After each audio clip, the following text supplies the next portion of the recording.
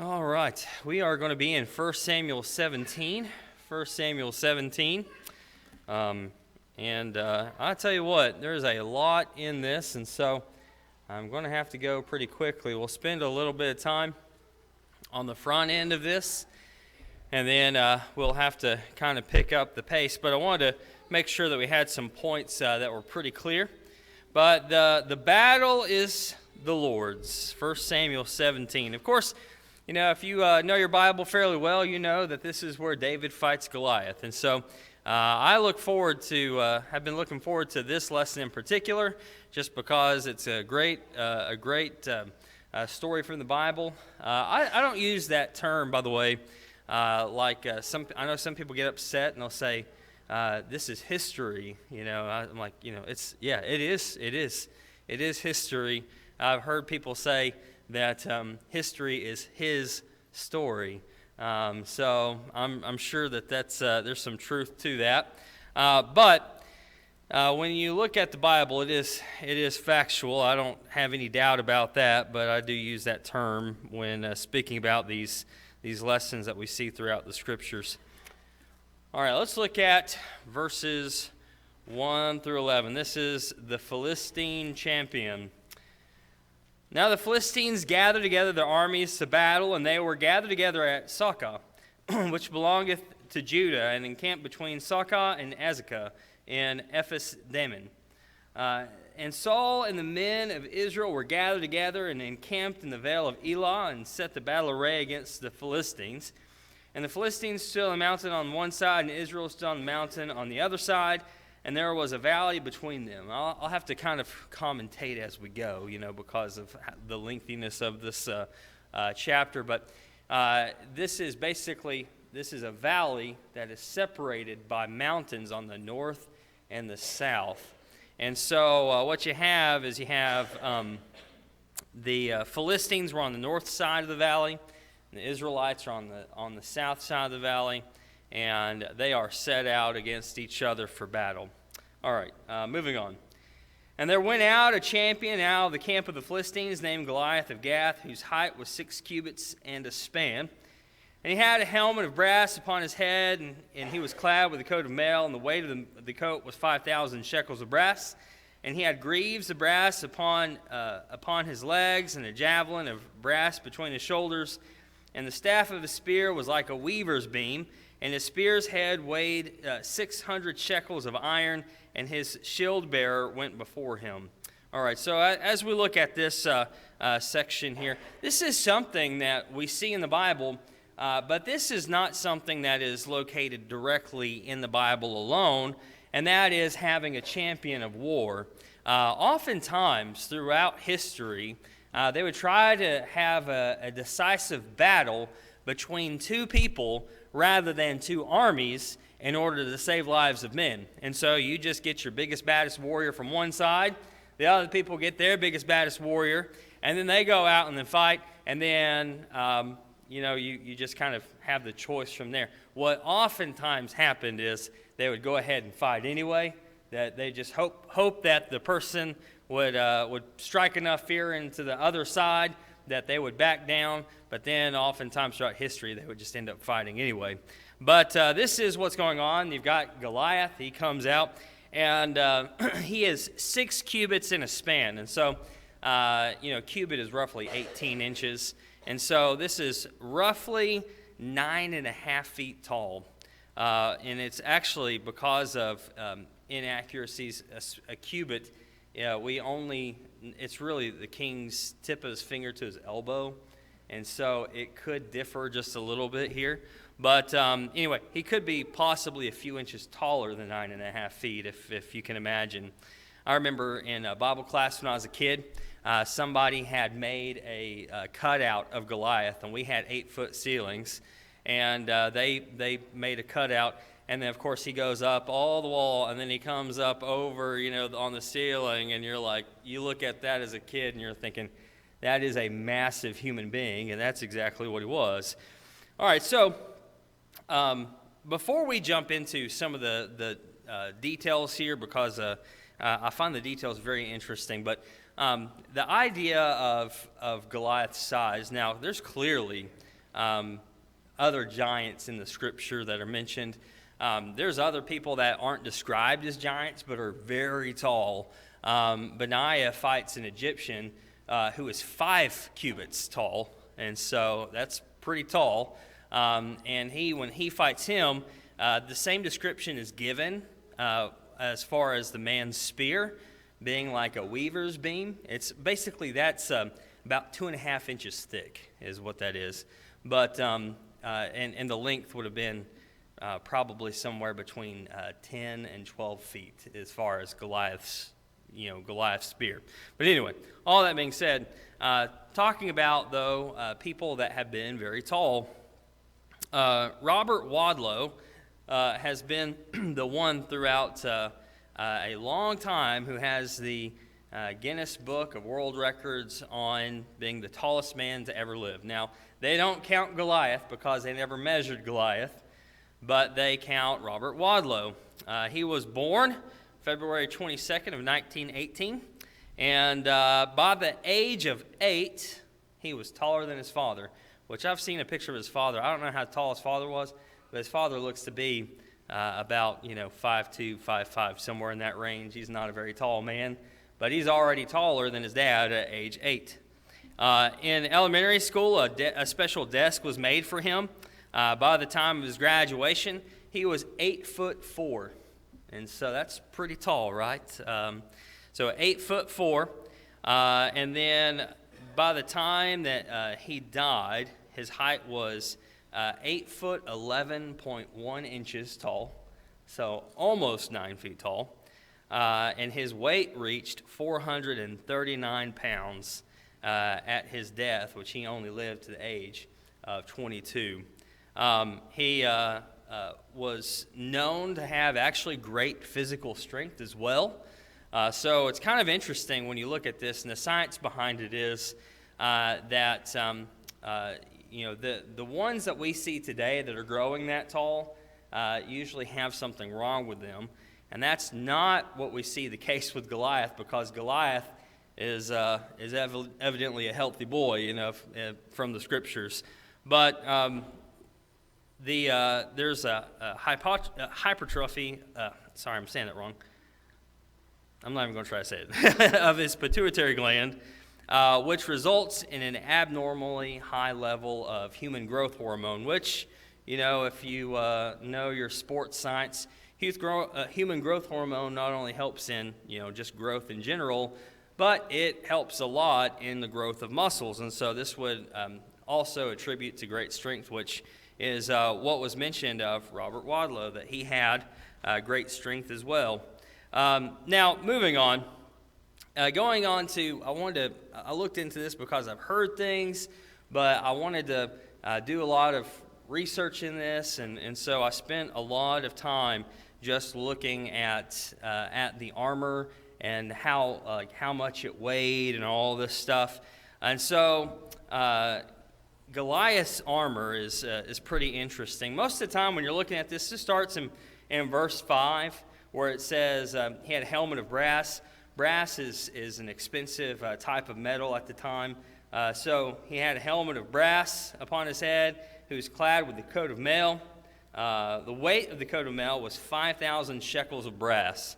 And so a shekel is 0.4 ounces. And so when you do the math and then you try to add up all of the other things that he's wearing and the things that they're made out of, there is a rough estimate. I've seen anywhere from 500 pounds to 700 pounds as far as everything that he's carrying, sword and all. Now, carrying around 500 pounds, you got to be a big boy, right? Not just tall, but very, very, very strong. So anyway, when you look at this, now there's something I think really interesting when you're looking at the scriptures on the spear. The spear gives us a pretty good idea of some things. Specifically, the spear's head weighed 600 shekels of iron, which is equivalent to 16 pounds. And so the tip of a spear weighed 16 pounds. One scholar has speculated that the weight of all these pieces of weaponry together, his helmet, breastplate, greaves, target of brass, spear, and shield, that it weighed even in excess of 700 pounds. Now, for the idea of the spear itself, the physics of it is that, when it says a weaver's beam, like I said, a weaver's beam is about 2.5 inches thick. That's in diameter. With a normal spear is somewhere between a third and half the size of that. And so it's very thick in comparison. And then also, this doesn't account for some things. At the end of a spear is a counterweight.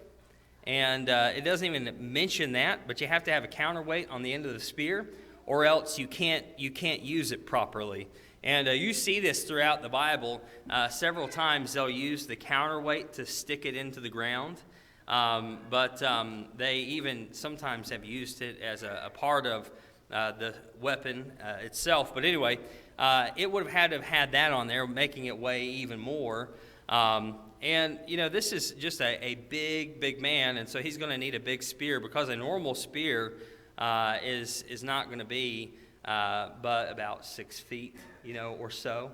And so since Goliath is bigger than that, he's going to need one that's comparable to his size. And so he probably had one that was even closer to 10 feet long. And then, we don't have the exacts of all of these things, but it's pretty interesting that Goliath has all of these things. And there's the mentioning of all these different types of metals is to show you that he has conquered some places. He's got money.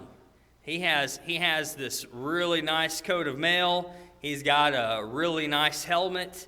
It's because he's already done this a few times and won. And so this man is definitely someone that you don't want to mess with. Anyway, so moving on, verses 8 and following. And he stood and cried unto the armies of Israel and said unto them, Why are ye come out to set your battle in array? Am I not a Philistine? And ye servants to Saul, choose you a man for you, and let him come down to me. If he be able to fight with me and kill me, then we will be your servants. But if I prevail against him and kill him, then shall ye be our servants and serve us. And the Philistines said, I defy the armies of Israel this day. Give me a man that we may fight together. And when Saul and all Israel heard those words of the Philistine, they were dismayed and greatly afraid. And so he's saying, just come on, just send someone to fight me. And he gives the rules of battle here, which this is very common, even throughout history. I meant to look this up, but there was even a famous poet that was the champion of the English army. And they would send him out. When you see a picture of this guy, you don't think this guy's the champion, because he had kind of a tire around the midsection, but you don't look like a guy that's very ferocious. But he was the guy that everybody sent out there, and he would take that fight. But interesting, this keeps going on. This happens throughout time. All right, look at the next section here. David visits the army, verses 12 and following. Now David was a son of that Ephrathite of Bethlehem, Judah, whose name was Jesse. And he had 8 sons, and the man was an old man in the days of Saul, stricken in years among men. And the 3 eldest sons of Jesse had gone after to battle. And the names of his 3 sons that went to battle were Eliab, the firstborn, and next unto him Abinadab, and the third Shammah. Now, I want to, I kind of teased this a little bit, talking about some things associated with David's age. And here's a little bit of a hint as far as David's age. There are 8 sons, and we don't have an exact age here at all, but we know something is that Jesse, he is the youngest of 8 sons of Jesse, and Jesse is what? He is well stricken in years. He is an old man, and he is old in comparison to other men, which means what? Does he have a little boy named David? Probably not. No, there's some other interesting things about this text, but this is one of them. And then, some people actually take verse 13, and I've seen this in a whole lot of commentaries, and they'll say, David here was not old enough to be with the army, and that's why he wasn't there. Well, only 3 sons are with the army, so the other 5 are also beneath the age of 20. This is just not the case. This is, I don't believe that, I believe we're, first of all, the age 20 comes from numbers with the fighting men, as far as numbering the men to go and conquer the land of Canaan. As you know, they are no longer under that presupposition. They are under a kingship now. So I don't know that even still stands. But if it does, you're telling me that there's 5 sons that are under the age of 20, and David is one of them. That kind of seems a little weird when you've got a man that is well stricken in years. So just kind of putting this in some context. So David is the youngest, and the 3 eldest followed Saul. Verse 15, now David went to and fro from Saul to feed his father's sheep at Bethlehem. And again, as we're going to get through this text, there's something that you need to know, is that it's not like it is today. What do we do today to help pay for our military? Well, we pay our taxes. They take our taxes, give it to the military. The military takes care of everything.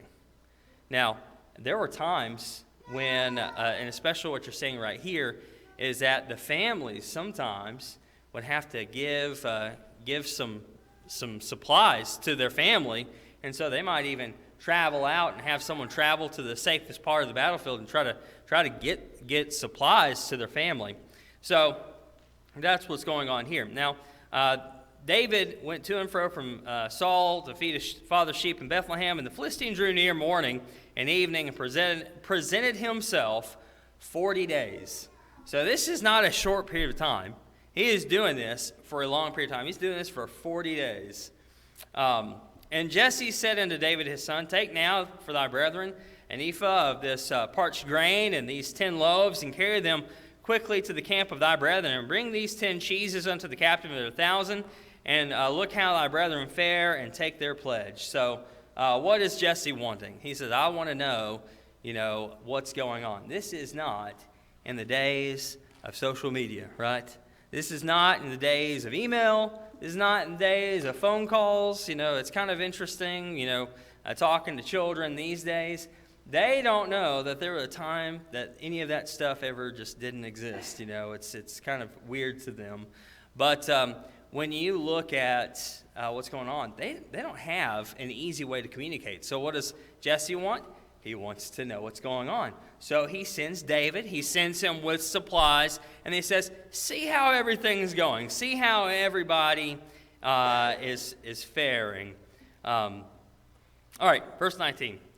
Now Saul and they and all the men of Israel were in the vale of Elah fighting with the Philistines, and David rose up in the morning and left the sheep with the keeper, and took and went as Jesse had commanded him. And he came to the place of the wagons as a host which was going forth to fight to the fight shouted for the battle. And Israel and the Philistines put the battle in array, army against army. So they're calling out. They're just saying, hey, we're going to go and fight. And they line up every day hoping that something changes. And yet every day what's happening? Goliath is coming out every day and asking for a champion. And so they shouted for battle, and they went and put the army in array. And David left his baggage in the hand of the keeper of the baggage, and ran to the army, and came and saluted his brethren. And as he talked with them, behold, there came up the champion, the Philistine of Gath, Goliath by name, out of the ranks of the Philistines, and spake according to the same words. And David heard them. And all the men of Israel, when they saw the man, fled from him, and were sore afraid. And the men of Israel said, have ye seen this man that has come up? Surely to defy Israel is he come up. And it shall be that the man who killeth him, the king will enrich him with great riches, and will give him his daughter and his father's house free in Israel. Now, I want to break down this passage because this is a pretty good deal. So what's going on is, hey, Listen, whoever kills Goliath is going to be rich. He's going to be married to the king's daughter, and they don't have to pay taxes in his family. Now, I don't know about you, but this is tax season, and I don't know anybody who goes, man, I love filing taxes. You know what? It'd be fine if they didn't exist. You know what? That'd be great. Let's not do that anymore, right? No taxes. And so, this is pretty interesting. So, all right, verse 6, and David spake to the man and stood by him, saying, what shall be done to this man that killeth the Philistine, and taketh away the reproach from Israel? For who is this uncircumcised Philistine, that he should defy the armies of the living God? And so he overhears it, and he says, okay, now repeat that for me. Because this guy, he's an uncircumcised Philistine. He's defying the army of God here. He shouldn't be able to do that. So what was that again? All right, verse 27, the people answered him after this manner, saying, so shall it be done to the man that killeth him. And so, I don't know. When you've got a man like David who is full of faith, and and he starts thinking about this, and he goes, this is too easy. This is easy money here. This is an easy life. This is guaranteed. All I got to do is go out there and kill this man that's defying God. How do I get going on this? How do you sign me up? Sign me up at the next opportunity. And so as this is going on, we see a rebuke from the eldest brother. Eliab rebukes David. Starting in verse 28. And Eliab, his oldest brother, heard when he spake unto the man, and Eliab's anger was kindled against David. And he said, why art thou come down? And with whom hast thou left those few sheep in the wilderness? I know thy pride and the naughtiness of thy heart, for thou art come down that thou mightest see the battle. And David said, what have I now done? Is there not a cause? And he turned away from him toward another, and spake after the same manner, and the people answered him again after the former manner. And so, what's going on? His brother gets on to him and says, I know what you're doing. You wanted to come, and you want to see the battle. You want to see the good stuff. That's what you just came down and said, I know what's in your heart. That's a dangerous statement, isn't it? Eliab says, I know who you are. I know what you're thinking. I know what's in your heart. And David, what does he do? Does he go, no, Eliab, you're wrong. I don't care. You're my big brother. You're wrong. He doesn't do that. He ignores him. He goes, oh, yeah, wait a second. No, hey, forget this over here. What was said? Well, why hasn't anybody done this? Why hasn't anybody gone to find him? He goes and does the same spiel again. What is going on? This guy's defying the army of God. What is your problem? What are we doing here? Somebody needs to go find him. It's easy enough by itself, and then you've got this reward. I mean, you got to do something, right? And so you can just see how frustrating it is. So then we see verses 31 and following that David volunteers to fight Goliath. Verse 31, and when the words were heard which David spake, they rehearsed them before Saul, and he sent for him. And David said to Saul, let no man's heart fail because of him. Thy servant will go and fight with this Philistine. And Saul said to David, thou art not able to go against the Philistine to fight with him, for thou art but a youth, and he a man of war from his youth. Okay, now, this is where people start thinking, okay, this is a little boy named David. But this is not true. Let me break down a few things here. First of all, we know that he is going to go and he's going to fight him. We know that he is going to get Saul's daughter's hand in marriage. We know that that's going to happen. We know all the end of the story.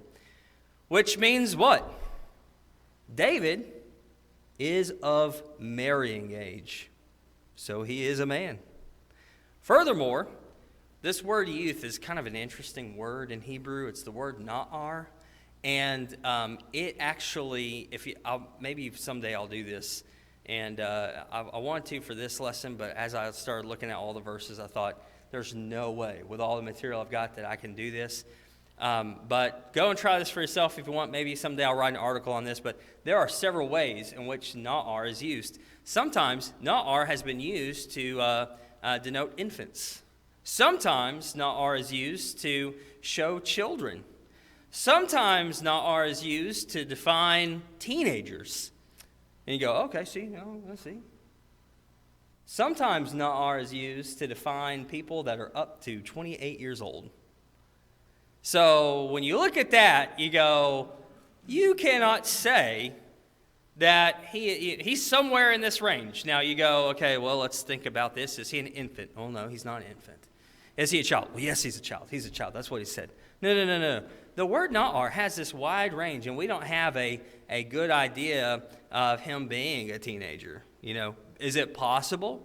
Sure, But I'd say it's likely that he's not. I'd say it's likely that he's probably in his early 20s. Just from the context of everything that's going on, just some good estimations. But nobody can say for certain. Nobody can say, well, man, you know what? He was 21. We don't know how old he was. All I know is David is not a child. He's just not a child. He is a man. How do I know that? Well, if you think back to chapter 16, how was David described? David was described in two ways. He said he's a mighty man of valor, and two, that he is a man of war. Now, I didn't think I was going to do this, but I'm going to anyway. I hope that I don't go too long in time, okay? So forgive me ahead of time, but this word is pretty interesting, okay? So, you think about what's described as him. Now, people have said that, well, just skipping ahead, Saul does not recognize David at the end of this chapter. And they say, well, because Saul doesn't recognize him, this is what's happened. Chapter 16 and chapter 17 are kind of flip-flopped in ways, and they're written out of chronological order. And to some degree that makes sense, okay? But also, I think it makes perfect sense to realize that there is a gap between chapter 16 and chapter 17, and that in this time, because we know that he would go and play the harp for Saul. Remember that? He'd go and play the harp for Saul. And at this point, he has gone home, and then he comes back, and he has aged in it. Now, I read, if you got, I actually was looking at this. I think this was in the Apologetics Press Study Bible, if you've got one of those. It mentioned that there's a guy that would go over to the Middle East, and he said, those men, when they go from boy to man, their features change drastically in comparison. I mean, you've known people that change anyway, but they said their skin gets darker and they may grow a beard.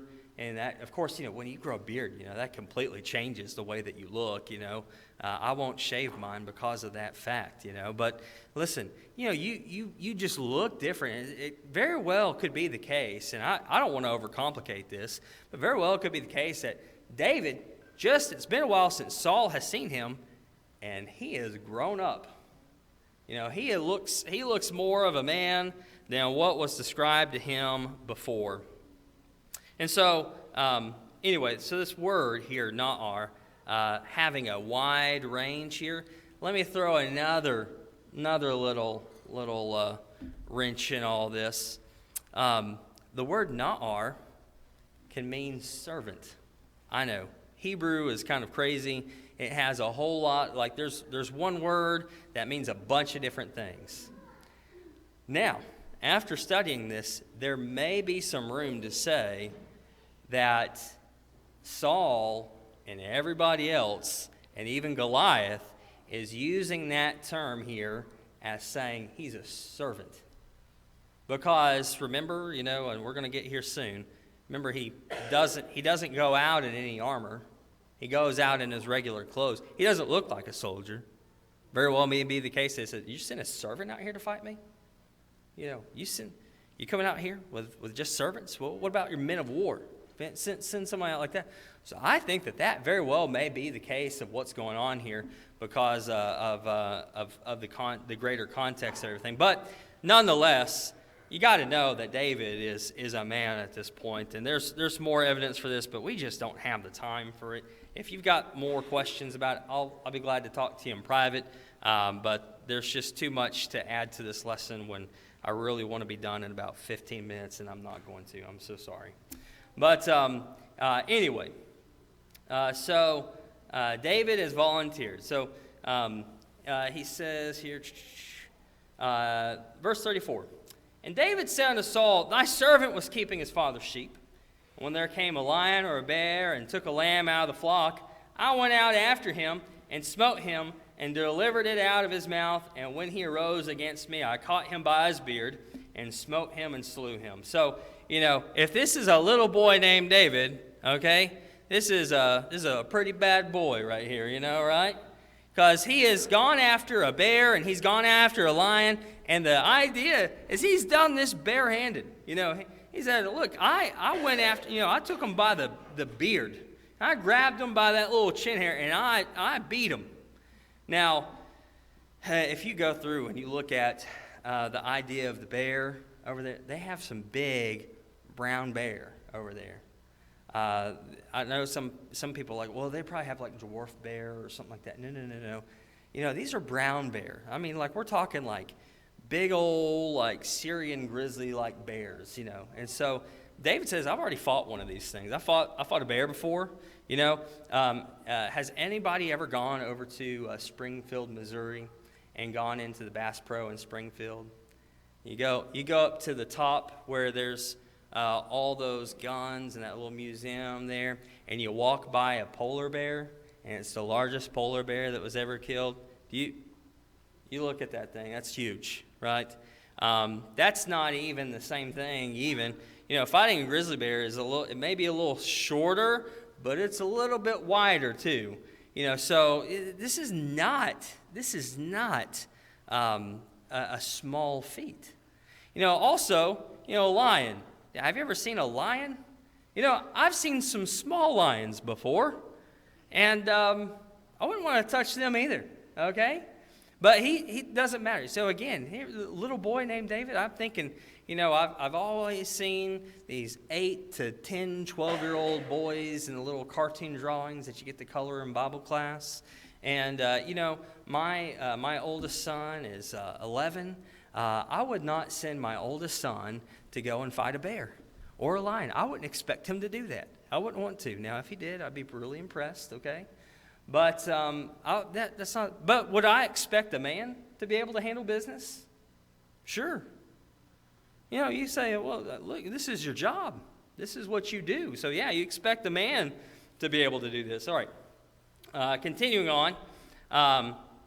So thy servant smote both the lion and the bear, and this uncircumcised Philistine shall be as one of them, seeing he hath defied the armies of the living God. So I had those animals come to me. Now what? I'm going to treat this uncircumcised Philistine like an animal. I'm going to slay him just like I slayed those other things.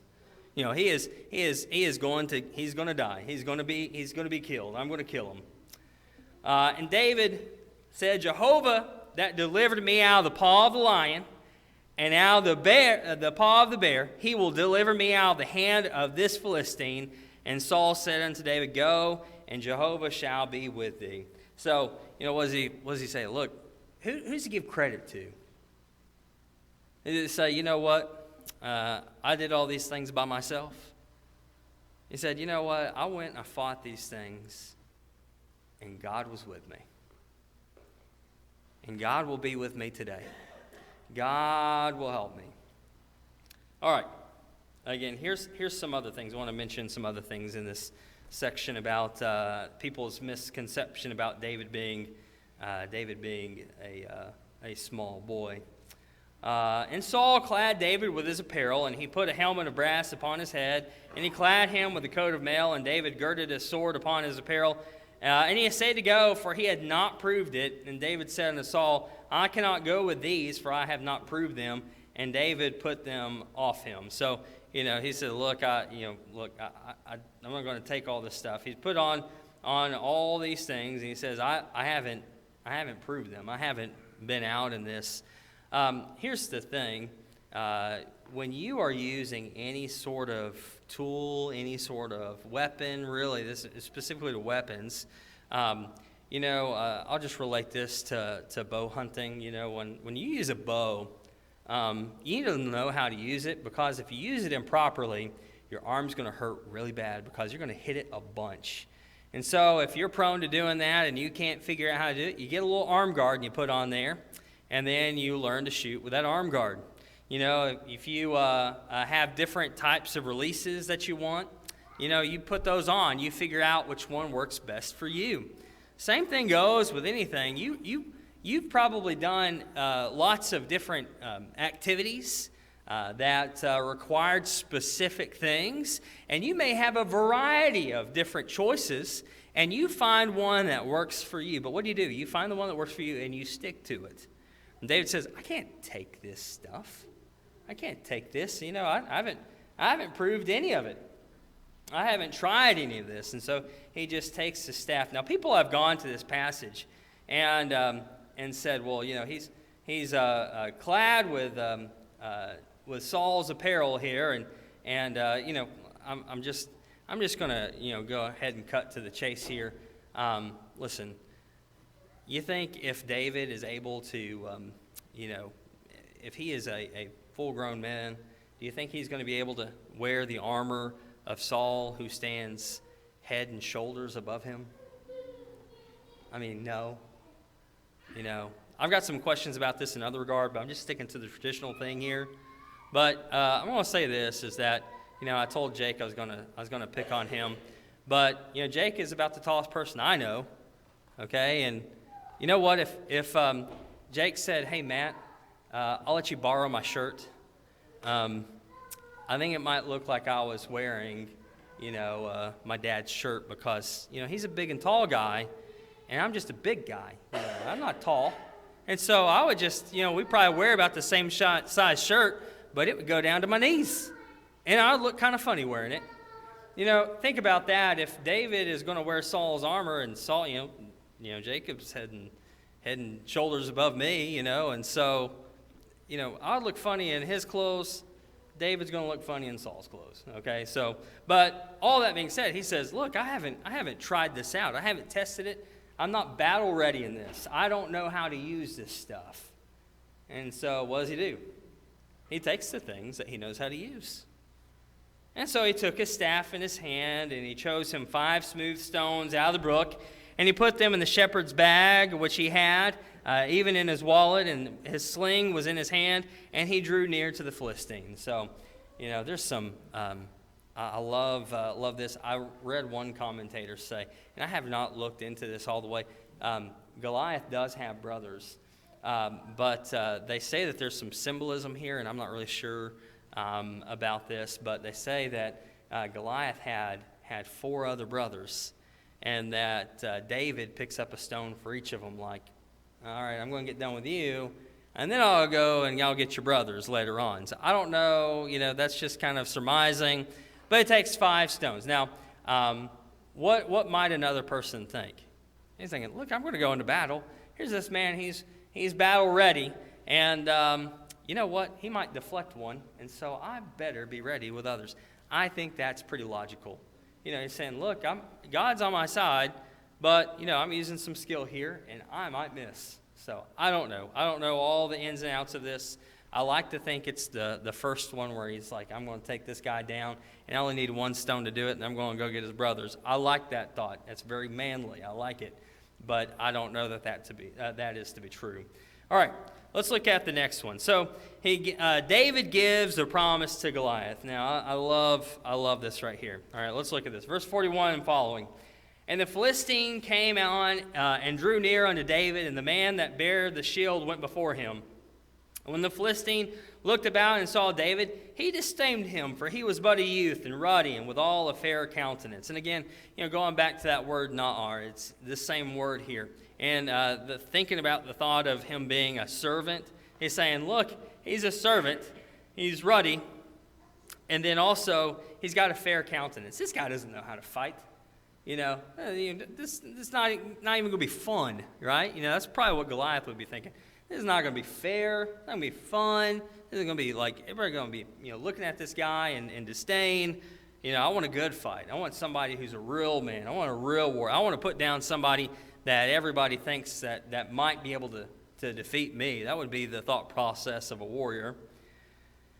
And so, verse 43, and the Philistine said to David, am I a dog that thou comest to me with staves? And the Philistine cursed David by his gods. And the Philistine said to David, come to me, and I will give thy flesh unto the birds of the heavens and to the beasts of the field. All right, here's the promise, verse 45. Oh, I love this. Then said David to the Philistine, thou comest to me with a sword and with a spear and with a javelin, but I come to thee in the name of Jehovah of hosts, the God of the armies of Israel, whom thou hast defied. So, you've got all those weapons. Good for you. I've got God on my side. And I'm coming with God. God is coming with me. And then furthermore, he says this day will Jehovah deliver thee into my hand, and I will smite thee, and I will and take thy head from off thee, and I will give the dead bodies of the host of the Philistines this day unto the birds of the heavens, and to the wild beasts of the earth, that all the earth may know that there is a God in Israel.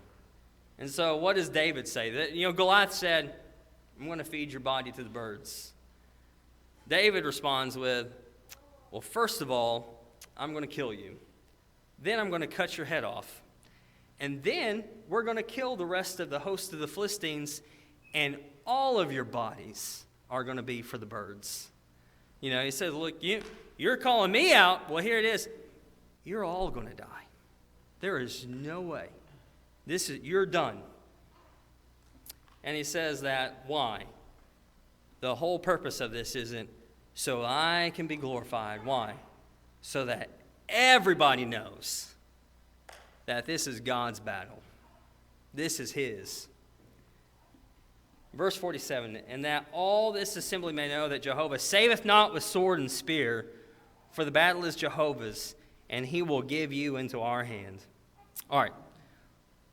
Then David fulfills this promise. Look at verses 48 and following. And it came to pass, when the Philistine arose and came and drew nigh to meet David, that David hastened and ran toward the army to meet the Philistine. And David put his hand in his bag, and took thence a stone, and slang it, and smote the Philistine in his forehead. And the stone sank into his forehead, and he fell upon his face to the earth. Now, as a child, I remember hearing this and going, wow, that's pretty good. I had a slingshot. Of course, mine was the old Dennis the Menace, stick and rubber band kind, and man, I used to love that thing, but I thought, there is no way that I could do this with this thing. I didn't know what a sling looked like that David was using. I just automatically thought that. And I remembered that there was a time where I thought, you know what, I'm going to go hunting with this thing. And I took a rock, and I got a lucky shot on a squirrel. And he ran away. I was so dejected. I thought, I got this thing, and I hit it right in the head, and it looked at me like, why did you do that? And it ran away. Now, these slings are different. And they were basically made of leather, and you had basically a pocket that you could put a rock in, and basically two strings coming off of it. And they would sling them. You've seen this. So it's sling them really fast, and then they'll let go of one of those strings, and the rock would go flying out. Now, in recent years, I have watched a man who uses a sling just like that take sheet metal, and he puts it out, 20 yards away, and he slings that thing, and he puts a hole through sheet metal with a rock. It works, okay? It happens. Also, I looked this up, and I had heard this when I was growing up, and I heard 120 miles an hour, that a stone could be slung out of that at 120 miles an hour. Now, can you imagine get hit with a rock at 120 miles an hour? That would hurt, right? I found out that was wrong. Actually, a skilled person with a sling like that can actually, get that thing moving up to an excess of 250 miles per hour. So I don't want to get hit by anything at 250 miles per hour. So David is able to do this. It's just a simple physics here. He is able to do it, and he does it. So David prevailed over the Philistine with a sling and with a stone, and smote the Philistine and slew him. But there was no sword in the hand of David. Remember, he didn't come out with any weapons. He had his sling and a staff. And so then David ran and stood over the Philistine and took his sword and drew it out of the sheath thereof and slew him and cut off his head therewith. And when the Philistines saw that their champion was dead, they fled. Now, I looked into this a whole lot. I even called Hunter for this one because he works with metal and likes to sling swords around and, that kind of thing. But I was asking. I was like, man, what do you think here? And we discussed this for a long time. I have in my possession, I actually thought to bring it, but thought better of it because it is rather sharp. But I have in my possession a Spartan sword, which is actually a little bit heavier of a sword than you would think. Anybody think 4.2 pounds is heavy? It's really not when you think about it. But when you hold a sword out like this and it's 4.2 pounds, it's heavy. And my sword happens to be 4.2 pounds exactly. And the average sword ranges between 2 and 4 pounds, and you want it lighter than that because it's easier to swing. Now, I don't know how heavy Goliath's sword was. I'm guessing it was heavier than 4.2 pounds. I have read that it might have even been 15 pounds or so. I don't know. We don't know. It's all speculation. But here's the thing that I think I would mention with this is David is man enough to pick that up and to cut off Goliath's head with it. I'm still telling you, this is not a little boy named David. This is a man named David. And so you think about all these things. It's pretty interesting. But moving on. And the men of Israel and of Judah arose and shouted and pursued the Philistines until thou comest to Giah and to the gates of Ekron, and wounded the wounded of the Philistines fell down by the way of Shaaraim, even unto Gath and unto Ekron. And the children of Israel returned from chasing after the Philistines, and they plundered their camp. And David took the head of the Philistine and brought it to Jerusalem, but he put his armor in his tent. And so, David fulfills his promise. What did they do? He said, what? Goliath said, I'm going to kill you. I'm going to feed your body to the birds. He said, actually, I'm going to kill you. I'm going to cut your head off, and we're going to feed all your friends' bodies to the birds. And that's exactly what happens. All right, moving on. Last little bit here. Who is this man? Last few verses. And when Saul saw David go forth against the Philistine, he said unto Abner, the captain of the host, Abner, whose son is this youth? And Abner said, As thy soul liveth, O king, I cannot tell. And the king said, Inquire thou whose son this stripling is. And as David returned from the slaughter of the Philistine, Abner took him and brought him before Saul with the head of the Philistine in his hand. And Saul said to him, Whose son art thou, thou young man? And David answered, I am the son of thy servant Jesse the Bethlehemite. Now, this is where people get that confused thing. We're like, well, what's going on? Because Saul doesn't recognize him. And as we mentioned before, it could be that David has changed. We don't know how long of a period of time has gone by.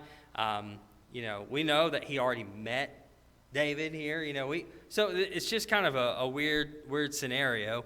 But here's the thing: is they just really just don't know who he is. Listen. This happened to me today in, Zach Curry being here this morning.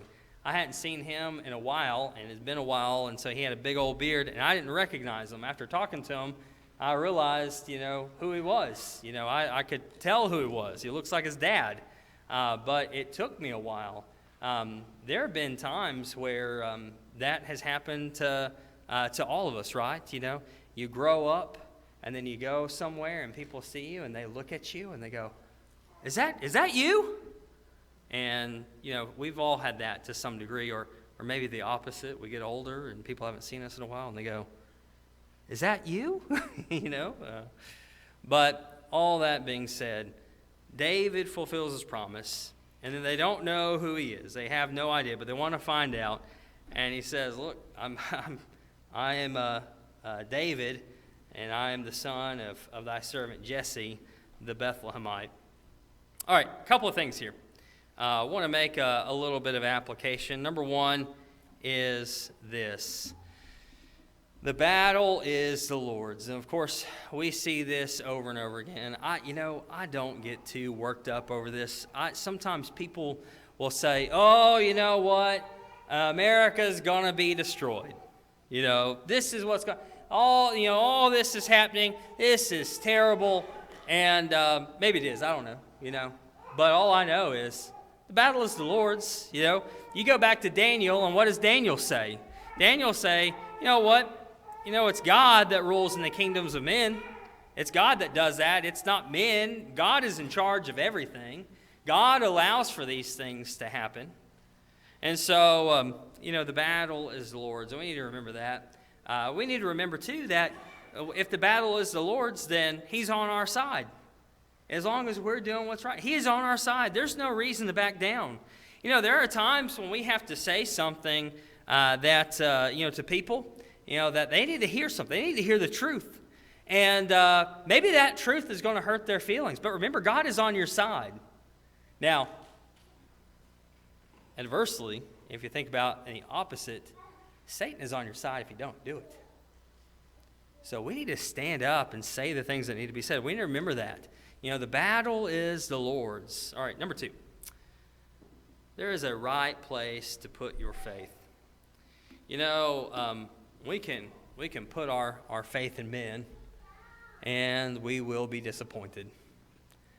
Or we can put our faith in God and never be disappointed.